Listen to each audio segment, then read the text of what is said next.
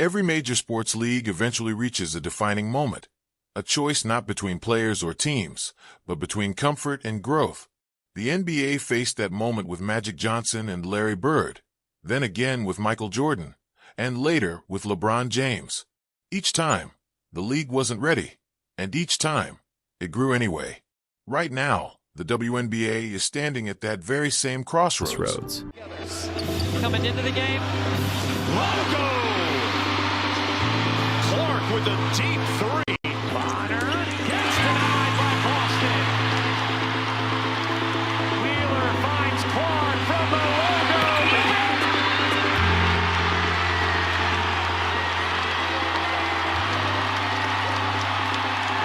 And I want to personally thank Caitlin Clark for lifting up our sport. Sports leagues like to believe they control growth. They create rules, manage schedules, negotiate contracts, and distribute revenue. On paper, it all looks orderly. But real growth never comes from planning. It comes from pressure. That pressure always arrives the same way. One player draws attention faster than the system can absorb it. That isn't a failure of the player. It's a stress test for the league. And history shows that leagues almost always resist this moment at first. Larry Bird follows his own shot. He wanted to be the Wizard of Oz. He wanted to intimidate people and keep them at bay. The further we are away from each other, the more I like it. Skyhook up and good. Lakers win. Clippers. And Magic was embracing Kareem as if they'd just won their 10th straight championship. It was like, man, this is a different kind of dude. When Magic Johnson and Larry Bird entered the NBA, the league was struggling. Ratings were down. Games were taped on delay. The product lacked a clear national identity. Those two players didn't just bring talent, they brought a narrative. Suddenly, fans weren't just watching basketball. They were choosing sides, tuning in for matchups, and following a story that extended beyond the court. The league didn't fully understand what it had at first. Executives worried about favoritism. Teams worried about imbalance. Some fans worried the league would become too dependent on a few names. But the alternative, treating everyone the same, had already failed. You know, you want to be fast like Isaiah, shoot like Bird, rebound like Barkley, pass like Magic, be dominant like Shaq. But man, I wanted to be like Mike. By the time Michael Jordan arrived, the NBA had learned some lessons, but not all of them. Jordan wasn't just great. He was magnetic. He changed how people watched games, how brands partnered with athletes, and how media covered the league. But his rise also created anxiety. Was the NBA becoming the Michael Jordan League? What happens when he retires? What about the rest of the players? Those questions weren't new. They were the same questions leagues always ask when growth accelerates faster than governance. The answer turned out to be simple. Jordan didn't shrink the league. He expanded it. Here's the part leagues usually miss in real time.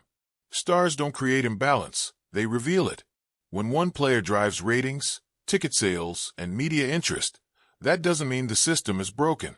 It means the system was already fragile, and the star made it visible. The NBA didn't grow because it suppressed stars. It grew because it eventually learned how to build around them. That lesson took decades, and some very uncomfortable transitions. Now, shift the lens to the present. The WNBA is no longer fighting for relevance. It's fighting for structure. Viewership is rising. Media coverage is expanding. Sponsorship interest is accelerating. And one player has arrived at the center of that acceleration. Not because she demanded it, not because the league chose it, but because audiences responded. And she'll take the first three-pointer and knock it down and treat the fans to that. Sabrina Ionescu. Here's Caitlin Clark driving. She's got the first 5 points. Wow. And makes it 7-0. What a start. And what a pep to their step right now. Caitlin Clark, 13 points. Pocket pass to Aaliyah Boston. Those two keep getting better and better. Discomfort doesn't come from success. It comes from misalignment. Right now, the WNBA is experiencing several pressures at once. A growing audience, evolving media economics, labor negotiations, and a shift in public attention. That's a lot for any league to manage. When a single player becomes a focal point during that process, tension is inevitable, not because the player is the problem, but because the system hasn't fully adapted yet. That's where the resistance comes from. Every league goes through the same cycle. First skepticism, then concern about sustainability, then arguments about fairness and balance, and finally, acceptance. After growth proves unavoidable, the NBA went through it. So did the NFL. So did global soccer leagues during their superstar eras. The WNBA is not unique in this. It's simply earlier in the process. Caitlin Clark didn't create the WNBA's growing pains. She accelerated them. She compressed a decade of attention into a short period of time. That forces decisions sooner, and sooner always feels more chaotic. Stars don't wait for systems to be ready. They arrive when they arrive. The question isn't whether the league should slow them down. It's whether the league can evolve fast enough to meet the moment. The marketplace decides that. The people have chosen Caitlin Clark. They enjoy watching her play, her style, her energy, her shot. The female version of Steph Curry. Or do I need to call Steph Curry the male version of Caitlin Clark? Which one is it? The hardest lesson the NBA ever learned wasn't about basketball. It was about storytelling. Fans don't connect with leagues. They connect with people. The NBA didn't become global because of parity. It became global because fans followed players across eras, teams, and rivalries. Magic to Jordan, Jordan to Kobe, Kobe to LeBron. Each transition felt threatening at the time. Each one expanded the league's reach. This moment isn't about one player receiving too much attention.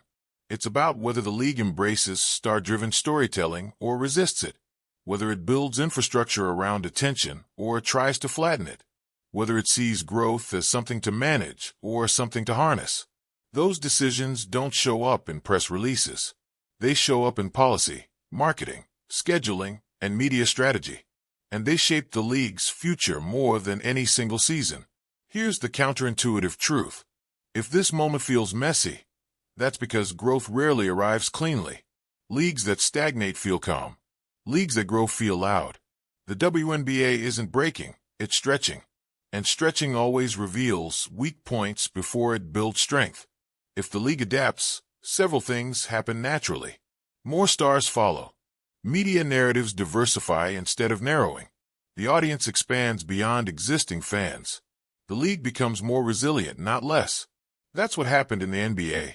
And that's the opportunity sitting in front of the WNBA right now.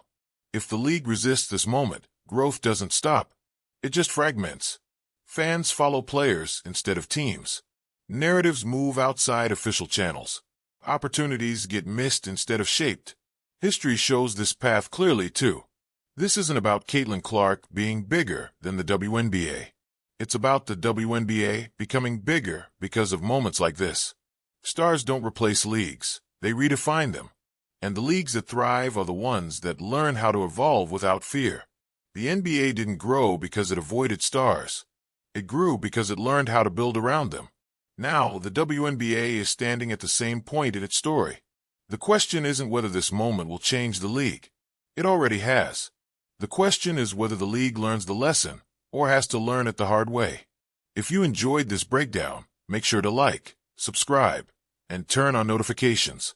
And let me know in the comments, do you think the WNBA is ready for this moment or still catching up to it? We'll see you in the next one.